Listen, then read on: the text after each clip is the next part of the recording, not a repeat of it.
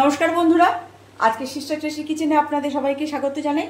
আর আজকে টেস্টি কিচেনের রেসিপি হচ্ছে গাঠি কচুর তরকারি। তো গাঠি কচুর তরকারিটা প্রথম থেকে আপনারা শেষ পর্যন্ত দেখুন কিভাবে কি করে বানাচ্ছি। তো প্রথমে আমি ওভেনে অন করে আমি কড়াই বসিয়ে দিলাম।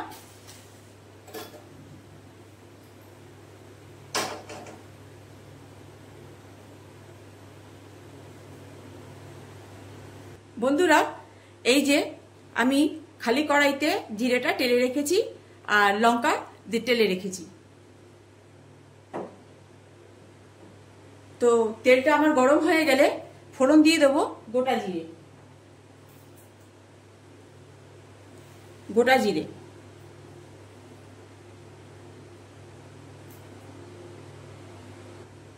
বন্ধুরা, তেল আমার গরম হয়ে গেছে, এবার জিরেটা ফোড়ন দিয়ে দিচ্ছি। আর এই যে আমার গাঠি কচু আমি সেদ্ধ করে রেখেছি, তো সময় সাপেক্ষে আমি এটা সেদ্ধ করে রেখেছি। তো ফোড়নটা পুড়ে গেলেই আমি দিয়ে দেবো গাঠি কচুগুলো। এইবার এই কচুটাকে সুন্দর করে কষে নেব।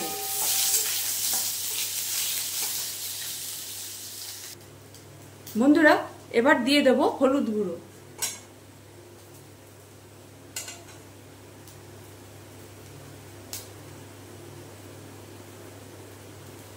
দিয়ে দেবো নুন,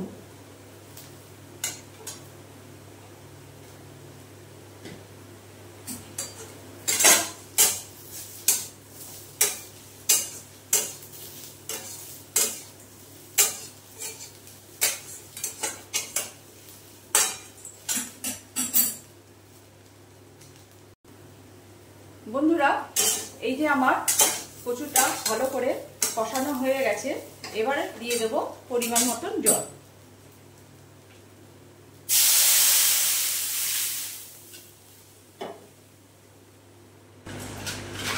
বন্ধুরা, আগেই দেখিয়েছিলাম যে খালি কড়াইতে আমি জিরেটা আর লঙ্কাটা টেলে নিয়েছিলাম, সেই বাটাটা এবার দিয়ে দিচ্ছি। কেন আমি শিলে বেটেছি তো। এই যে বন্ধুরা, এই যে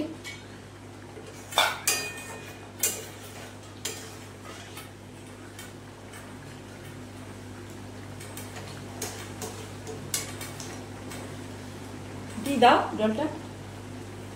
আর শিলে যে বেটেছে এই শিল ধোয়া জলটা আমি দিয়ে দিচ্ছি। এবারে একটু গন্ধটা সুন্দর করে এই কচুর তরকারির মধ্যে যেটা করছি আর কি, তার মধ্যে অ্যাবজর্ব হয়ে যাবে, তারপরে এটা হয়ে যাবে। এবার দিয়ে দেবো বন্ধুরা ধনেপাতা।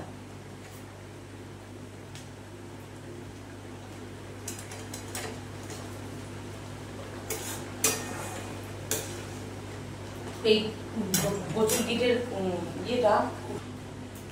বন্ধুরা, এই যে আমার গাঠি কচুর তরকারি কেমন লাগছে বন্ধুরা?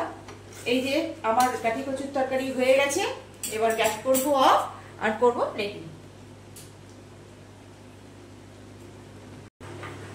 বন্ধুরা, এই যে আমার গাঠি কচুর তরকারি। তো বন্ধুরা, কেমন লাগছে? ভালো লাগলে লাইক শেয়ার কমেন্টস করবেন। আর সামান্য রেসিপি, এটা আমার মার রেসিপি, আর এটা আপনারা খেয়ে দেখবেন, খুব সুন্দর লাগবে। মাছ দিলেও ভালো লাগে। এর মধ্যে যদি আপনি চান চিংড়ি মাছ দিতে তাও দিতে পারেন, একটু চান যদি ইলিশ মাছের মাথা দিতে তাও পারেন। আর আজকে আমি করেছি একদম নিরামিষ। তো সবাই তো আবার মাছ দেয়া পছন্দ করে না, তো এটা আমার মম রেসিপি, আমার মা ঠিক এভাবেই করে খাওয়ায়। তো আপনাদের কেমন লাগছে? আর সামান্য রেসিপি আপনারা করেও খেতে পারবেন। তো এই হচ্ছে আমার গাঠি কচুর তরকারি। অনেকে এটা বলে থাকেন, অনেকে কেউ বলে থাকতে পারে এটা গাঠি কচুর ডাল। তো আমরা তো তরকারি বলি বন্ধুরা, আপনারা কি বলেন একটু কমেন্টসে জানিয়ে দেবেন। তো আজকের মতো রাখছি, আবার নতুন রেসিপি নিয়ে আপনাদের সামনে প্রস্তুত করছি।